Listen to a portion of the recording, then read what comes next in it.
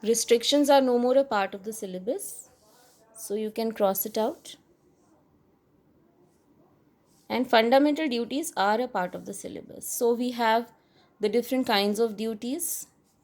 And then if you see here A, B, C, D, E to K, they are mentioned, right?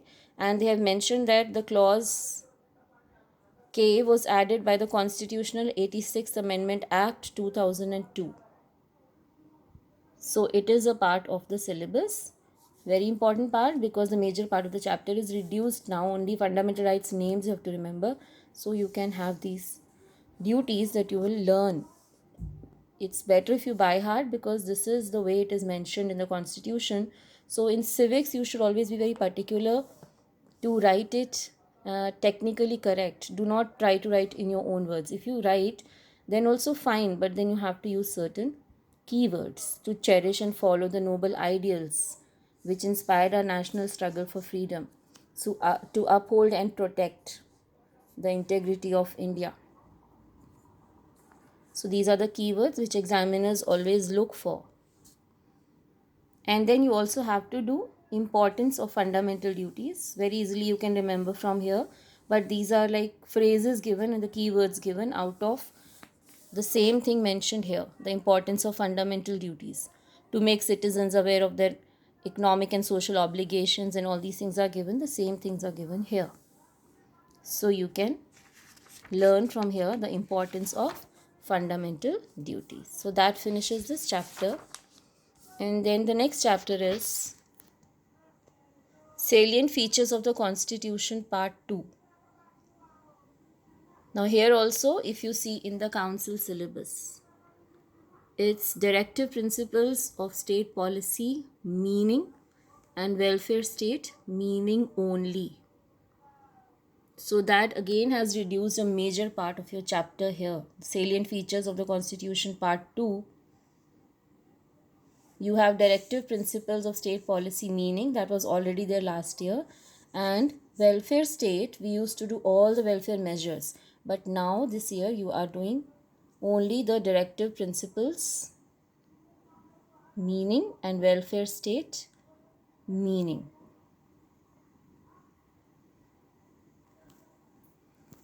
So I think we can write here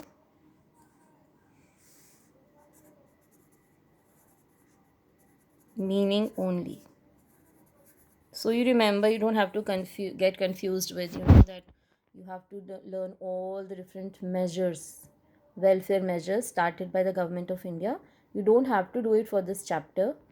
So for your council syllabus, you will learn this part, which is Directive Principles, meaning. So you can learn this part or highlight like I've done in the book.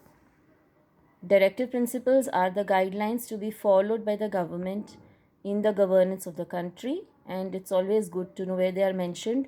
Part 4 of the Constitution has the directive principles of state policy under Articles 36 to 51.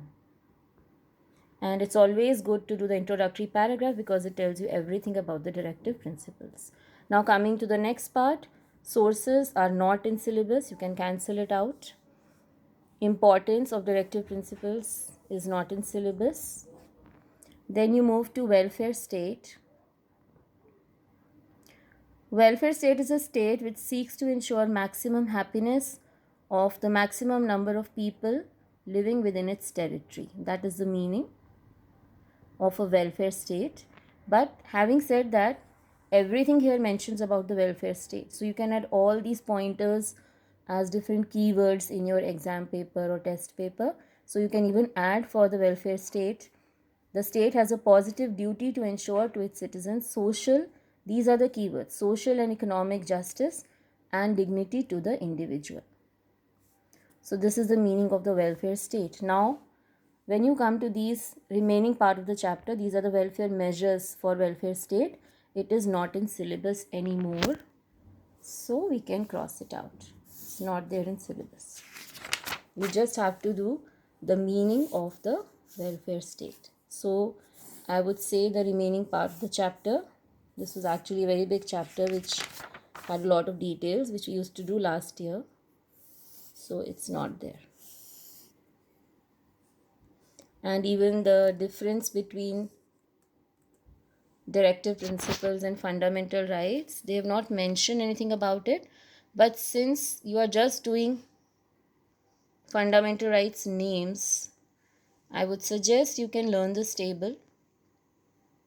And if in case a twisted question or tricky question is asked, you will be able to answer through this table. So always make a point to do all the tables in syllabus. It really helps you. So this chapter till the end, nothing about the welfare measures is in syllabus, so you don't have to do anything. Then we come to the next one, that is elections.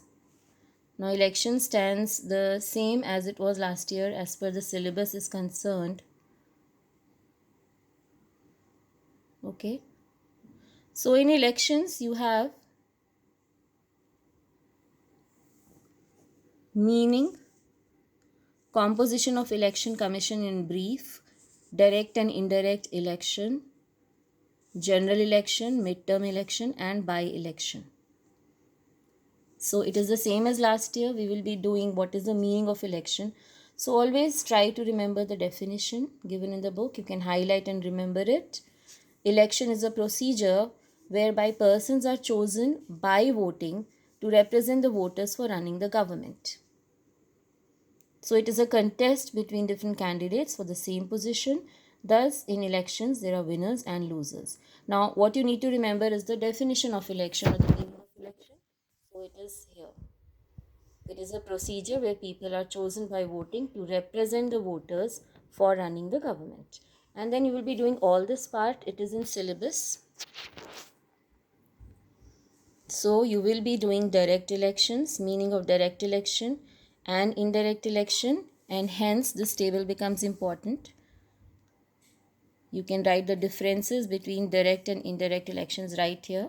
Whatever is described in these paragraphs is given in short here, and these are the keywords which you can use for your exam. So good to learn the tables, and this table is in syllabus. And then you read through all the differences between direct and indirect elections. And then Lok Sabha elections we know are direct, whereas the election to the president and vice president of India is indirect. So you will learn this. Then you will do general elections. It is a part of the syllabus. Meaning of midterm elections,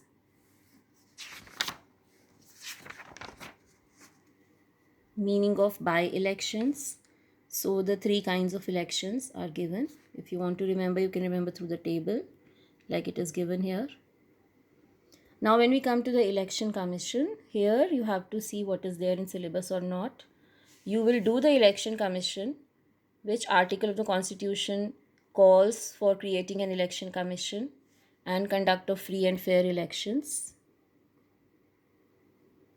And then in syllabus you have composition of the election commission. This is in syllabus, so you will be doing that. It mentions that there is a chief election commissioner or CEC who is the top of the hierarchy. So what is the composition? Mainly it is the election commission consists of a chief election commissioner and other election commissioners. And then there was a change made in 1989.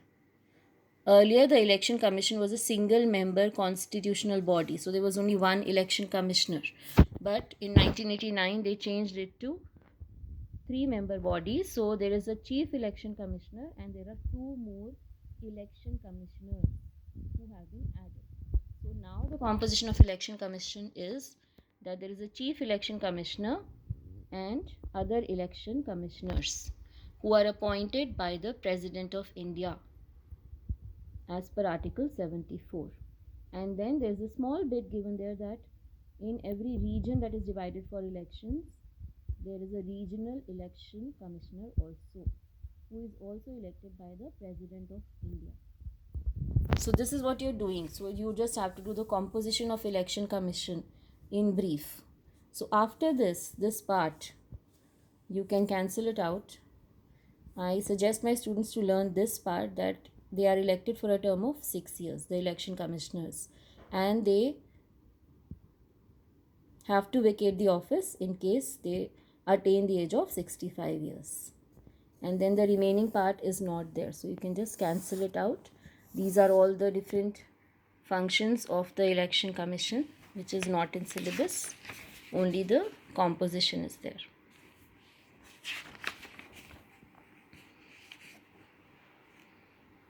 Okay, so the next part is local self-government. So you can see the local self-government syllabus given by the council. The three-tier system of Panchayati Raj, Gram Panchayat, Panchayat Samiti, Zilla Parishad. Now here it says any 4 each. So you have to do functions. It is the same, the three-tier system you have to know. Gram Panchayat, Panchayat Samiti, Zilla Parishad. Earlier it was meaning and functions. So now what you will do is you will remove the meaning part.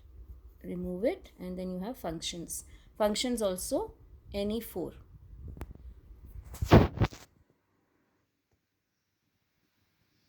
So you will start with the three-tier system of Panchayati Raj. You don't need to do this. Local self-government meaning. You don't need to do difference. This is not in syllabus. You can cancel it out. Significance also not in syllabus. 73rd Amendment Act not in syllabus. You will start from here. The three-tier system of Panchayati Raj is the 3 levels of Panchayati Raj system. Then you will do everything regarding that. Qualifications, what is the Gram Panchayat, what are the details of the Gram Panchayat and their functions. So you have to do any 4 functions of Gram Panchayat. Then you will come to Nyay Panchayat, any 4 functions. Panchayat Samiti composition, office bearers, any 4 functions. Zilla Parishad, again office bearers and any 4 functions of Zilla Parishad. So many pointers are given, you can check. So out of 6 you have, or sorry 7, you have to learn only 4. Achievements of Panchayati Raj.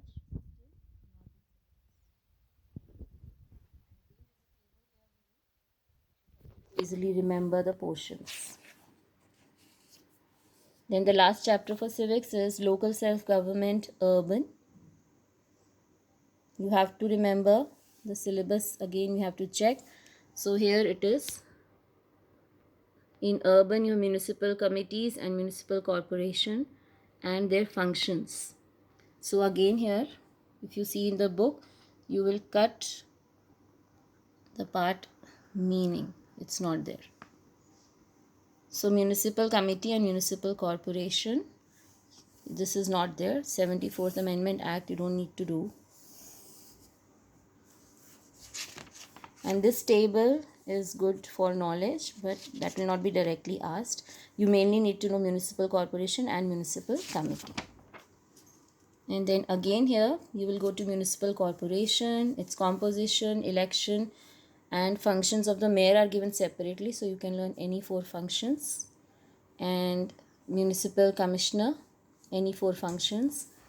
And out of all these compulsory functions, discretionary or optional functions, just remember any 4. So I would suggest you to learn at least 3 from each heading.